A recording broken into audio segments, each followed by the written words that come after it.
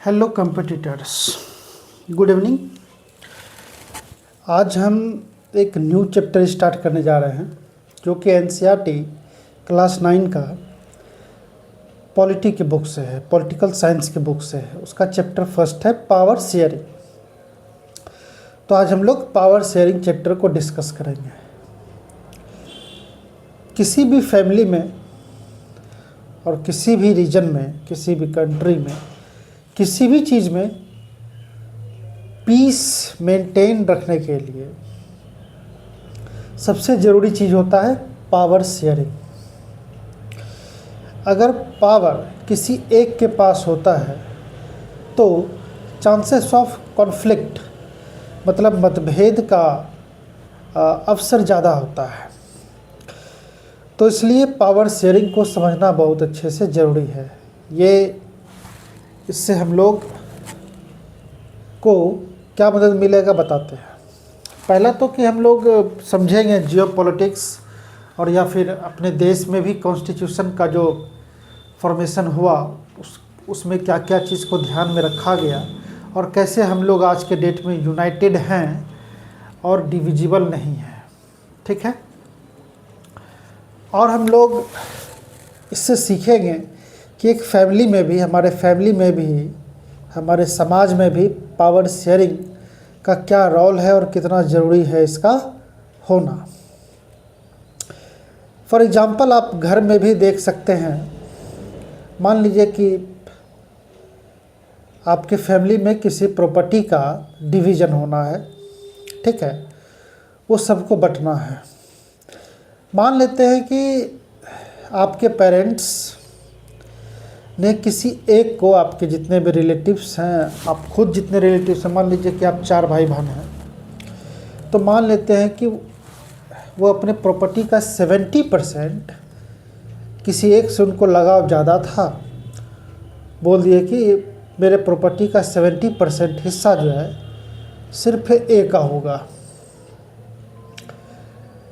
अब B C D जो है वो एग्री तो कर जाएंगे, हाँ ठीक है, लेकिन डे बाय डे कुछ ना कुछ दिन में एक मतभेद शुरू होगा। एक अंदर कुछ ना कुछ आने लगता है। ह्यूमन नेचर है, आना ही आना है। कह रहे यार थे तो सब बराबर ही, उसको ज़्यादा क्यों मिला, मुझे कम क्यों मिला। तो इससे एक मतभेद बढ़ते बढ़ते बढ़ते कभी कभी खून पे भी आ जाता है। खूनी माहौल बन जाता है, खतरनाक हादसा हो जाता है। हम लोग आए दिन अखबार में पढ़ते हैं कि भतीजे ने ज़मीन के लिए किया चाचा का कत्ल। छोटा सा ज़मीन है, उसका विवाद हुआ, ज़मीन विवाद में लड़ाई हो गया और इसने उसका कत्ल कर दिया। इस तरह की खबरें अगर आप रोज़ अखबार पढ़ते हैं तो आपको पहले पेज से ही मिलना स्टार्ट हो जाएगा। रोज़ का ये ड्रामा है। तो इसको कैसे सही रखा जा सकता है?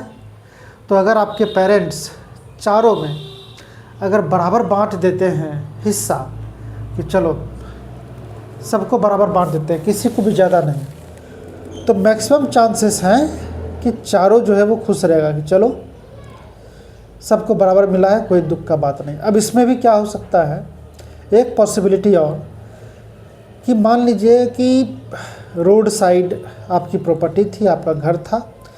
आपके पेरेंट्स ने क्या किया, उसका 4 भाग किया और जो रोड के फ्रंट पे था वो किसी 2 बेटे को दे दिया या फिर 1 बेटा 1 बेटी को दे दिया, और बाकी जो 1 बेटा और बेटी बच गया, 2 मेंबर सी डी, उसको पीछे का दे दिया। अब उस दोनों को लगता रहेगा मन ही मन एक अलग मतभेद कि उस दोनों को रोड फ्रंट पे मिला और हमें पीछे मिल गया है। रोज़ कहा सुनी, धीरे धीरे धीरे धीरे काफ़ी जेलस का माहौल हो जाएगा। जेलस के कारण काफ़ी मतभेद हो जाएगा। तो इसका सबसे बढ़िया रास्ता क्या है? Power sharing. ठीक है, सब पावर शेयरिंग का मतलब ही होता है कि इक्वल शेयरिंग। ठीक है, तो इससे कैसे बचा जा सकता है? पेरेंट्स क्या करेंगे कि किसी भी तरकीब से, चाहे पतला ही रास्ता क्यों ना हो, कुछ ना हो, चारों को रोड पे हिस्सा दे देंगे कि चारों का ओपनिंग जो है वो रोड पे ही रहेगा। चारों का चारों खुश, और फिर चांसेस आपस में मिलजुल के रहने का ज़्यादा से ज़्यादा होगा। तो चलिए, इसी तरह पावर शेयरिंग को जो है एनसीईआरटी बुक में हमारे करिकुलम ने समझाया है। ये दो देश का, दो कंट्री बेल्जियम और श्रीलंका का एग्जाम्पल लेकर के, क्योंकि यहाँ भी काफ़ी डाइवर्सिटी है और यहाँ भी काफ़ी डाइवर्सिटी है। तो इतना डाइवर्सिटी होने के बावजूद एक कैसे हुआ और कैसे हार्मोनी से लोग रह रहे हैं और कहाँ नहीं रह रहे हैं तो उसका रीज़न क्या है, और कहीं रह रहे हैं इतना डाइवर्सिटी होने के बावजूद तो उसका रीज़न क्या है, ये दोनों देश के एग्जाम्पल के थ्रू हम लोग को समझाया गया है। हमारे देश इंडिया का भी लिया जा सकता था, लेकिन शॉर्ट में समझाने के लिए इन लोगों ने ये दोनों का लिया कि आप ये दोनों को रिलेट करके अपने कंट्री इंडिया के बारे में भी समझ सकते हैं। तो चलिए, सबसे पहले हम लोग लेते हैं बेल्जियम की कहानी को, बेल्जियम के एग्जाम्पल को। बेल्जियम एक कंट्री है, इसके और किस किस कंट्री से इसका बॉर्डर जो है वो शेयर होता है, सबसे पहले वो बुक में दिया हुआ है, वो जान लेते हैं। फ्रांस, नीदरलैंड, जर्मनी और लग्जमबर्ग। तो ये चारों इसके बॉर्डर पे हो तो कुछ ना कुछ इसका प्रभाव इस कंट्री पे पड़ेगा ही पड़ेगा, स्वाभाविक है। हमारे भी देश के जो नेबर कंट्रीज हैं, पाकिस्तान, बांग्लादेश, चाइना, म्यांमार, श्रीलंका, इन सब का कुछ न कुछ प्रभाव, कुछ न कुछ लोग यहाँ रहते हैं और उनका प्रभाव भी यहाँ पे कुछ न कुछ है। तो वैसे ही यहाँ भी है। चलिए आगे देखते हैं। तो ये मैप है, ये एक बेल्जियम कंट्री का मैप है। तो इस मैप के थ्रू हम लोग को क्या पता चल रहा है, यहाँ देखिए मैंने लिखा है फ्लेमिश डच, ये हो गया एक रीजन, ये। अब यहाँ डाइवर्सिटी क्या है इस मैप के थ्रू समझना है। बेल्जियम में क्या है, ये जो नॉर्थ बेल्जियम है, इस लाइन के ऊपर ये जितना भी है, जिसको फ्लेमिश रीजन कहते हैं, ये सब डच स्पीकिंग यहाँ लोग रहते हैं। मान लीजिए कि 100% लोग हैं, जिसमें से कि 59% लोग डच ही बोलने वाले हैं, और वो कहाँ रहते हैं, तो इस फ्लेमिश रीजन में रहते हैं। और 40% लोग बेल्जियम में फ्रेंच बोलने वाले हैं। अभी मैंने बताया था कि फ्रांस भी इसका बॉर्डर है, तो ये देखिए फ्रांस का यहाँ पे ज़्यादा ही प्रभाव रहा, इसलिए फ्रेंच बोलने वाले भी लोग यहाँ काफ़ी हैं, 40% है। और ये किस रीजन में रहते हैं, तो वलून रीजन में, ये जो है साउथ बेल्जियम, ठीक है। अब चूँकि जर्मनी भी इसका नेबर कंट्री है तो उसका भी थोड़ा सा प्रभाव है, और जर्मनी बोलने वाले भी लोग यहाँ हैं, तो लगभग 1% जो है जर्मन बोलने वाले लोग भी यहाँ हैं, और उनका रीजन है ये इधर ईस्ट में, ईस्ट बेल्जियम में, या साउथ ईस्ट बेल्जियम भी कह सकते हैं, ठीक है। तो देखिए 59% सबसे ज़्यादा बोलने वाले कौन लोग हैं, डच बोलने वाले लोग हैं। उसके बाद किनका नंबर है, फ्रेंच बोलने वाले 40%, और जर्मन बोलने वाले हैं 1%। अब हुआ यूँ कि ये जो फ्रेंच बोलने वाले लोग थे, ये काफ़ी अमीर भी थे और प्रभावशाली भी थे, पावरफुल, शक्तिशाली भी थे। तब हुआ क्या कि बेल्जियम एक नया कंट्री बना है, और यहाँ फ्रांस का काफ़ी मतलब पावरफुल है और रिच भी है। तो ये डच बोलने वाले थोड़े पिछड़े हुए थे, इनको इकोनॉमिक डेवलपमेंट में इनका योगदान जो है, या इनको मौका जो है थोड़ा लेट से मिला, उनके लिए इन्हें लड़ाई करनी पड़ी। तो 1950s और 1960s के दौर में क्या हुआ, काफ़ी यहाँ कॉन्फ्लिक्शन होने लगा, काफ़ी मतभेद हो गया, काफ़ी लड़ाइयाँ होने लगी, सिविल वार टाइप का, कि हमारे साथ ज्यादती हो रही है, फ्रांस वाले अमीर हैं, शक्तिशाली हैं, तो उन लोगों को ज़्यादा फ़ायदा मिल रहा है, हमें भी बराबर का हिस्सा दे, हम भी इसी देश के नागरिक हैं। इस तरह का मनमुटाव यहाँ 1950s में और 1960s में काफ़ी हुआ। तो पीसफुल इन्वायरमेंट यहाँ डैमेज होने लगा, लोग बराबर लड़ने झगड़ने लगे। तो बेल्जियम गवर्नमेंट ने सोचा कि क्यों ना एक रास्ता निकाला जाए ताकि यहाँ पीसफुल इन्वायरमेंट बना रहे। तो उन्होंने कुछ कॉन्स्टिट्यूशन में अमेंडमेंट किया, कुछ लॉज बनाए नए नए, क्या लॉज बनाए बताता हूँ।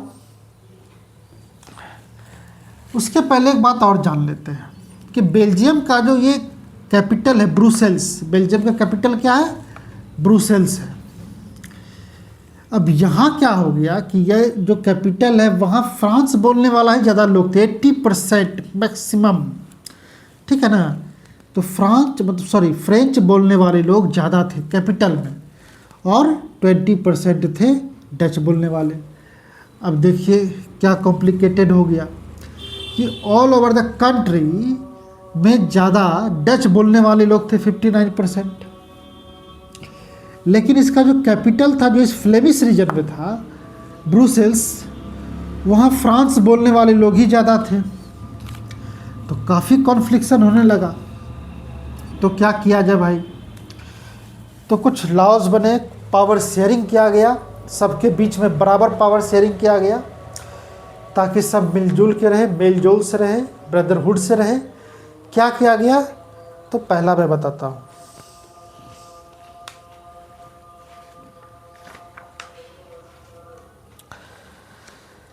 Constitution prescribes that the number of Dutch and French speaking ministers shall be equal in the central government.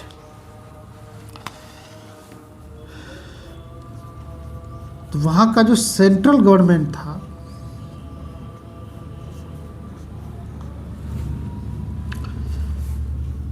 वहाँ कहा गया कि equal number of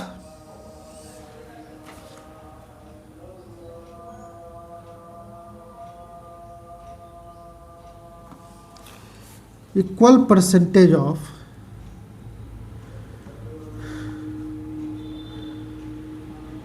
Dutch and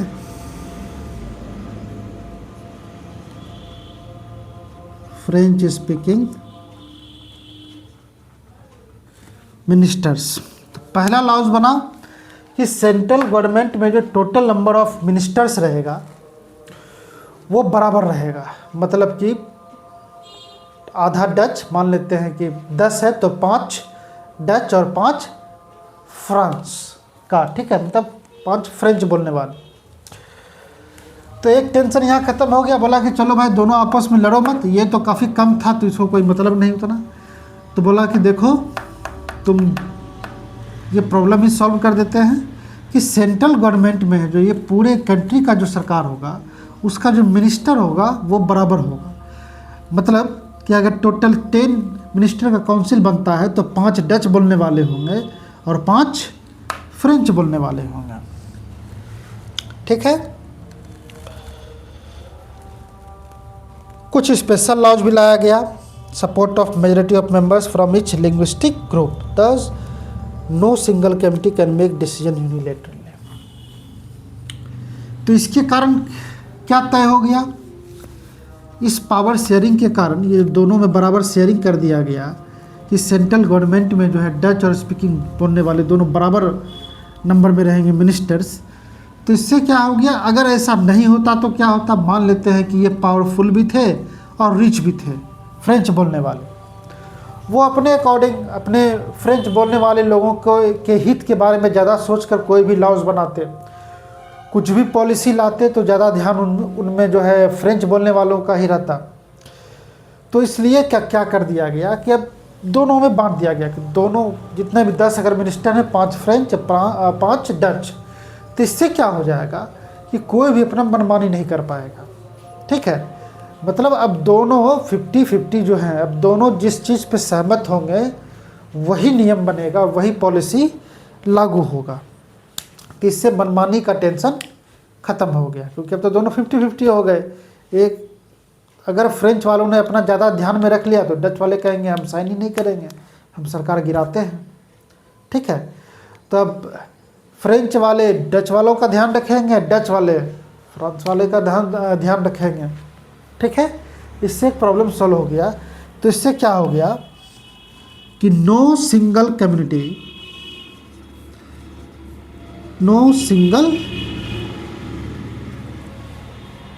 community can make decisions unilaterally, unilaterally. अब कोई भी एक कम्युनिटी वाला, मतलब चाहे वो फ्रेंच बोलने वाला हो चाहे डच बोलने वाला हो, अपने मन मर्जी से कोई भी डिसीजन नहीं ले सकेगा। दोनों का सहमति, अप्रूवल जो है जरूरी कर दिया गया। ठीक है। दूसरा क्या लॉज बना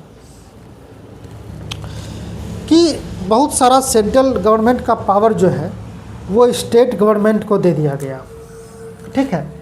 तो ये देखिए, मान लेते हैं कि ये देखिए दो पार्ट में है, एक ये स्टेट गवर्नमेंट हो गया, एक ये स्टेट गवर्नमेंट हो गया, और एक मान लेते हैं कि इधर भी एक स्टेट है, ये स्टेट भी गवर्नमेंट हो गया। तो सेंट्रल गवर्नमेंट का बहुत सारा पावर जो है वो स्टेट गवर्नमेंट को दे दिया गया। ठीक है। अब मान लीजिए फ्लेमिश, जहाँ डच बोलने वाले ज़्यादा लोग हैं, वहाँ पे कुछ खास तरह का डेवलपमेंट करना है या कोई काम करना है, तो यहाँ की स्टेट गवर्नमेंट जो है उसके अकॉर्डिंग कोई पॉलिसी बनाएंगे और यहाँ पे लागू करेंगे, यहाँ के लोग को फ़ायदा होगा। उसी तरह इस रीजन का जो स्टेट गवर्नमेंट होगा वो यहाँ के अकॉर्डिंग कोई भी पॉलिसी बनाएगा और वो अपना फ्री होगा कुछ भी करने के लिए, बनाने के लिए। तो ये कर दिया गया कि सिर्फ सेंट्रल गवर्नमेंट का भी मनमानी नहीं चलेगा, आपको और थोड़ा ऑटोनॉमी दे देते हैं कि अपना स्टेट गवर्नमेंट भी कुछ काम अपने बलबूते कर पाएगा, क्योंकि डाइवर्सिटी है।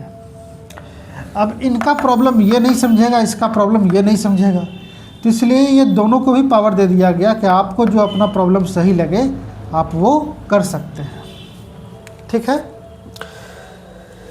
तीसरा क्या किया गया, तो इक्वल रिप्रेजेंटेशन, मतलब एक कम्युनिटी गवर्नमेंट का यहाँ पे आया।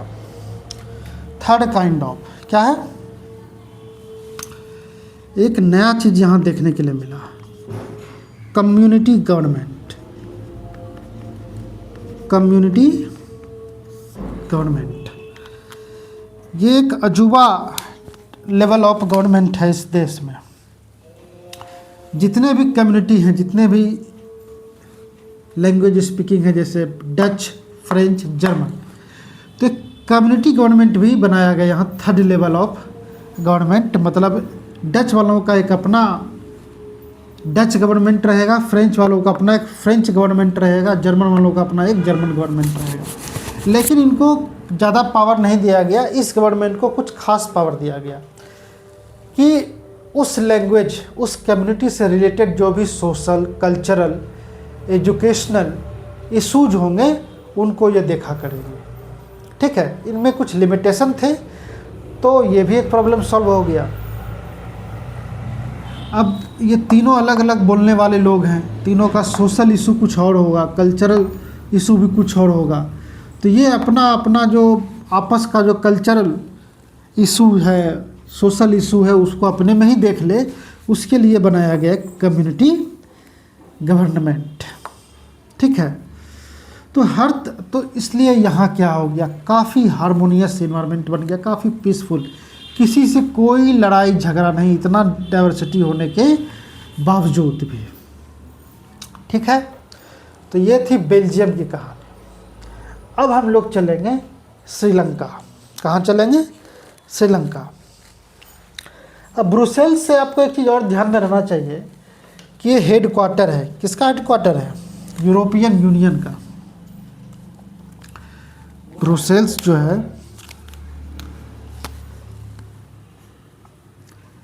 हेड क्वार्टर है किसका, यूरोपियन यूनियन का, यह याद रखिएगा। ठीक है। अब हम लोग चलते हैं श्रीलंका। अब श्रीलंका में देखिए, इस मैप से हमें क्या मालूम चल रहा है, यहाँ क्या डाइवर्सिटी है। ये जो आपको ब्लू डॉटेड रीजन दिख रहा है पूरा नॉर्थ ईस्ट, ये तमिल बोलने वाले लोग हैं। ठीक है। और ये रेड डॉटेड भी जो रीजन आपको बीच में थोड़ा सा दिख रहा है, ये भी तमिल बोलने वाले लोग हैं, लेकिन ये दोनों अलग अलग तमिल वाले हैं। कैसे समझाते हैं। और ये जो ब्लैक डॉट आपको दिख रहा है, ये सिन्हलीज बोलने वाले हैं। ठीक है।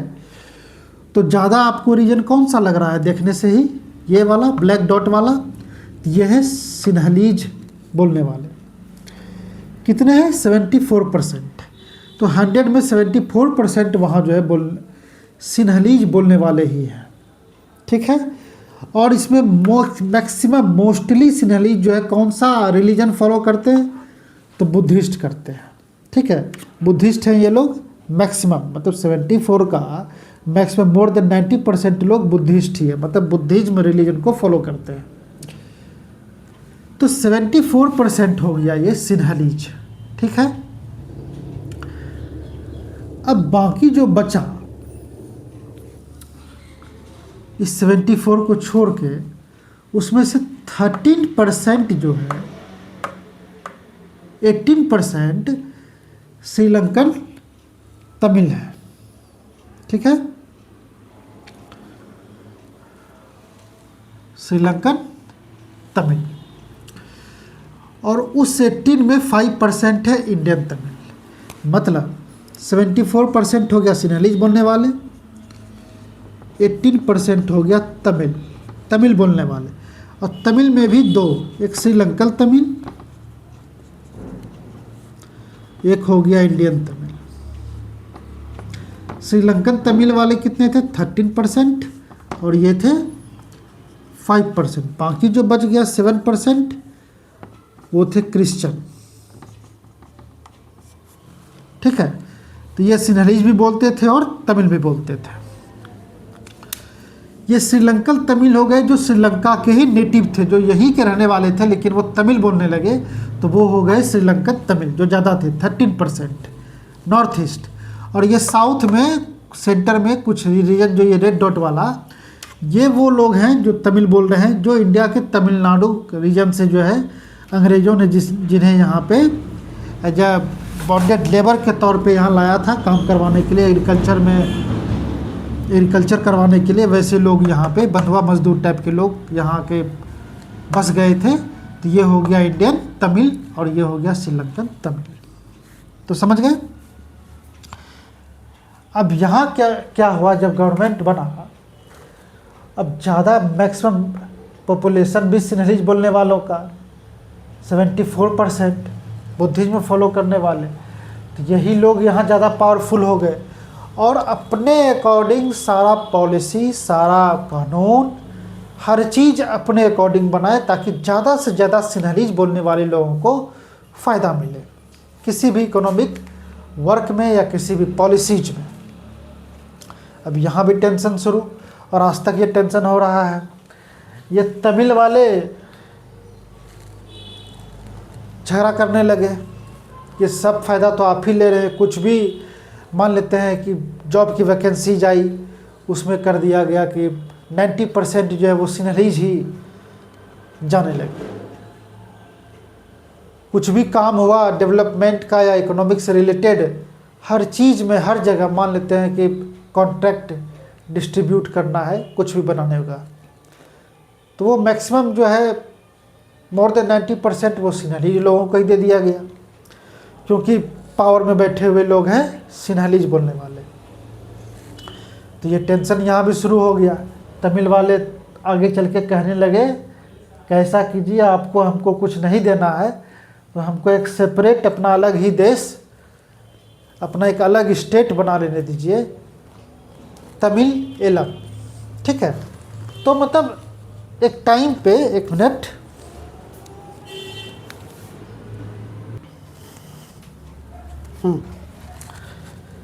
तो झगड़ा स्टार्ट हो गया, बोलने लगे कि हमको तमिल एलम का अपना एक अलग स्टेट ही बनाने दीजिए, ऑटोनॉमी हमको चाहिए। बहुत तरह का झंझट शुरू हो गया। इसी बीच में एक लिट्टे LTTE नाम का एक ऑर्गेनाइजेशन जो है यहाँ पे पावरफुल हो गया। वो अपना एक अलग आर्मी बना लिया श्रीलंकन गवर्नमेंट से लड़ाई करने के लिए, और बराबर झड़प होने लगा, बहुत सारे किलिंग्स भी होने लगे। तो 1980s में Indian government under Rajiv Gandhi, then prime minister, के अंदर भारत सरकार ने तमिल और श्रीलंकन गवर्नमेंट के बीच शांति स्थापित करने के लिए पहल किया, और IPKF नाम का एक फोर्स बनाया, peace keeping force, Indian peace keeping force, कि आप वहाँ जाइए और शांति को स्थापित कीजिए। श्रीलंकन गवर्नमेंट और इंडियन गवर्नमेंट के बीच में 1983 के आसपास यहाँ जो है समझौता हुआ, एग्रीमेंट हुआ। इस एग्रीमेंट से LTTE वाले लोग काफ़ी नाखुश थे, उन्होंने इसका अपोज किया। उन लोगों का कहना था कि कोई शांति वांति कुछ नहीं, सीधा हम खुद शांत हो जाएंगे, हमें अपना एक अलग स्टेट बनाने दिया जाए, हमें एक अलग अपना देश बनाने दे दिया जाए। अगर आप अपने कानून में कुछ बदलाव नहीं करते हैं तो शांति खुद स्थापित हो जाएगी। अब श्रीलंकन गवर्नमेंट ऐसा करने के लिए रेडी नहीं थे, तो दोनों के बीच मनमुटाव जो बढ़ने लगा, जिसके एवज में LTTE वाले ने ही एक सुसाइड बम्बर के थ्रू हमारे उस समय के PM राजीव गांधी जी का सुसाइड बम्बर से ब्लास्ट करवा के उनकी हत्या करवा दी। खैर, अब तो LTTE श्रीलंका से भी ख़त्म हो गया है। वहाँ कुछ सुधार ही अभी भी हुआ है, अभी भी वहाँ कॉन्फ्लिक्ट जारी ही है।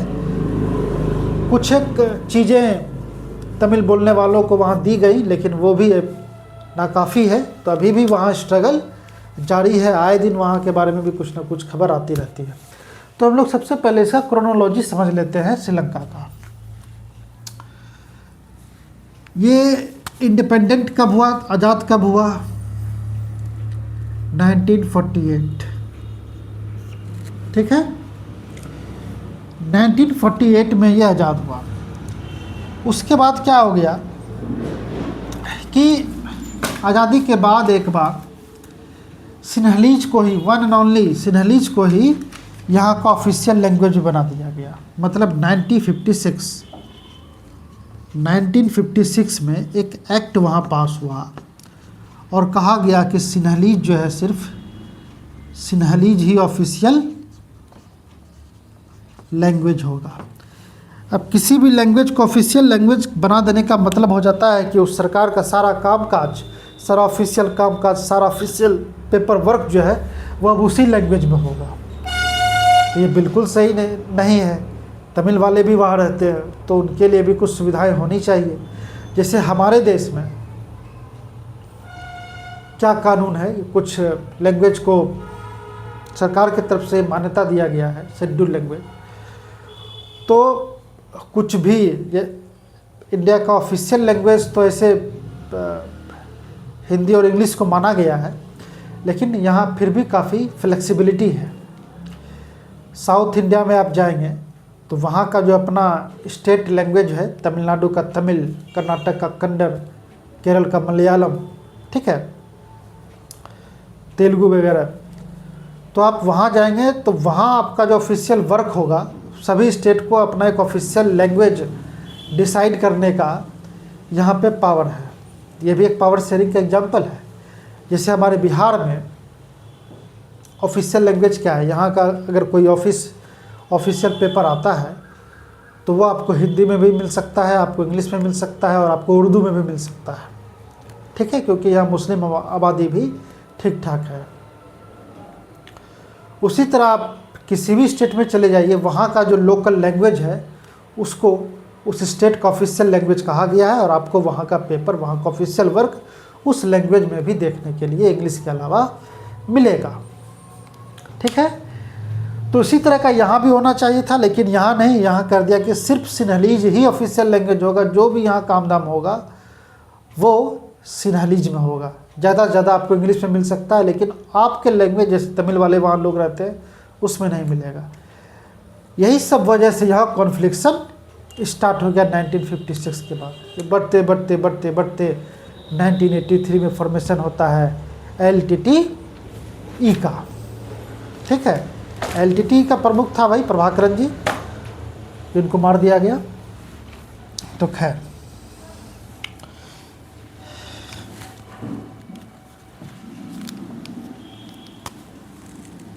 LTTE इसका फुल फॉर्म क्या हो जाएगा? लिबरेशन टाइगर्स, लिबरेशन, अगर कोई पूछ ले तो आप बता सके इसलिए मैंने बता दिया। Liberation tigers of Tamil Eelam, Tamil Eelam. इसी ऑटोनमस स्टेट का जो है बात किया जा रहा था कि हमारा जो ये नॉर्थ ईस्टर्न पार्ट जो है तमिल से भरा पड़ा, इसको एक अलग ऑटोनमस रीजन घोषित कर दिया जाए, हम लोग अपना अपने तरीके से चलाएंगे। यही डिमांड लागू के मतलब करने जाने लगा था। और ये एलटीटी वालों ने ये सिविल वार यहाँ कब तक जारी रखा, 1983 से 2009 तक यहाँ सिविल वार, काफ़ी खूनी खेल यहाँ चलता रहा। कब कहाँ क्या खून हो जाएगा, किसका खून हो जाएगा, कहाँ कब बम अटैक हो जाएगा, कोई नहीं जानता था। 2009 के बाद काफ़ी मतलब एक तरह से सिविल वार ख़त्म ही हो गया है। अब लोग वहाँ पीसफुल डिमांड कर रहे हैं, खूनी खेल ख़त्म हो गया है। और इसी के बीच में, इसी खूनी खेल में एलटीटी वालों ने 11 मई 1987 को राजीव गांधी का सुसाइड बम से कत्ल कर दिया था। तो खैर यही है कहानी। अब इन दोनों एग्जाम्पल से हम लोग को एक जगह तो पीसफुल हम लोग को देखने के लिए मिला कि यहाँ की गवर्नमेंट ने पावर शेयरिंग किया सबके बीच बराबर, तो यहाँ आज की भी डेट में पीसफुल इन्वायरमेंट बना हुआ है। और यहाँ की सरकार ने पावर शेयरिंग नहीं किया आपस में, जिसके वजह से यहाँ आज की भी डेट में पीसफुल इन्वायरमेंट नहीं है। तो अब हम लोग डिस्कस करते हैं एडवांटेज ऑफ पावर शेयरिंग, ठीक है।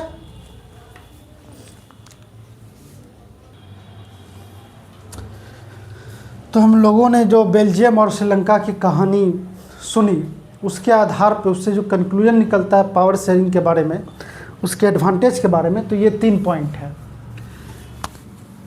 पावर शेयरिंग करने से क्या होता है, इट रिड्यूसेस, कम करता है क्या, पॉसिबिलिटी ऑफ कन्फ्लिक्ट, मतभेद का संभावना, झगड़ा का संभावना कम करता है पावर शेयरिंग, ठीक है। It ensures stability of political order, झगड़ा नहीं होगा, कॉन्फ्लिक्ट नहीं होगा, मनमुटाव नहीं होगा, तो पॉलिटिकल ऑर्डर भी मेंटेन रहेगा, गवर्नमेंट भी अच्छे से काम कर पाएगी और एक गवर्नमेंट कुछ दिन तक रह पाएगी, नहीं तो अनस्टेबिलिटी हो जाता है, ठीक है। तीसरा कि spirit of democracy, power sharing ही तो हुआ। पावर शेयरिंग क्या है, is the spirit of democracy, लोकतंत्र का आत्मा कहा जाता है पावर शेयरिंग को। मान लेते हैं देश डेमोक्रेसी हो गया कि वहाँ बाय इलेक्शन ही आएगा, बट पावर शेयरिंग अगर अच्छे से नहीं होगा, डिफरेंसेस रह जाएगा, तो फिर डेमोक्रेसी भी सक्सेस नहीं हो पाएगी। तो इसलिए पावर शेयरिंग का होना डेमोक्रेसी के लिए बहुत ज़रूरी है, इसलिए इसे स्पिरिट ऑफ डेमोक्रेसी भी कहते हैं। अगर एग्जाम में क्वेश्चंस आ गया what is the spirit of democracy, option में अगर आपको पावर शेयरिंग दिखा तो फट से टिक मार दीजिएगा। अब हम लोग नेक्स्ट क्लास में पढ़ेंगे फॉर्म्स ऑफ पावर शेयरिंग, मतलब पावर शेयरिंग के कितने प्रकार हैं, किस किस टाइप के पावर शेयरिंग होते हैं, ठीक है। Thank you. और हाँ, मैं जितने भी क्लास मैंने अभी तक बनाया है उससे रिलेटेड कुछ क्वेश्चंस और कुछ इन्फोग्राफिक इमेजेस मैं अपने कम्युनिटी पोस्ट पे भी डालता हूँ यूट्यूब पे, आप उन्हें भी देखा करें, आपको काफ़ी मदद मिलेगी इस चीज़ों को समझने में एक शॉर्ट वे में। और अगर आप लोग को हैंड रिटन नोट्स या PDF टाइप का नोट्स कुछ भी चाहिए हो तो आप हमें मैसेज कर सकते हैं, मैं आपको वो भी शेयर कर दूंगा। Thank you.